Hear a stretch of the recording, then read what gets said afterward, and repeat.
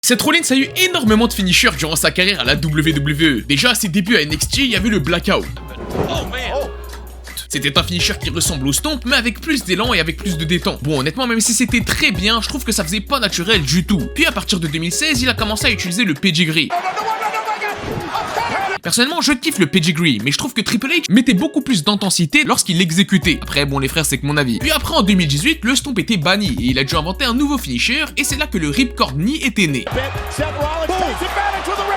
Bon, si je suis honnête avec vous les frérots, je trouve que ce finisher il pue la merde. C'est pas fou du tout, c'est pas spectaculaire, ça a pas d'impact. Waouh, il a mis un coup de genou dans la tête. Non, Rollins avec la palette technique qu'il a, il pouvait nous proposer bien meilleur, on va pas se mentir. Mais heureusement, ce finish il va pas durer longtemps, puisque depuis quelques années maintenant, Rollins effectue le Stomp. A l'inverse du Blackout, le mouvement est beaucoup plus brutal et surtout plus naturel. Il doit pas sauter comme un fou pour le faire comme à ses débuts. Je trouve que ce finish est devenu iconique maintenant parmi les meilleurs, et c'est sans aucun doute le meilleur qu'il ait jamais eu.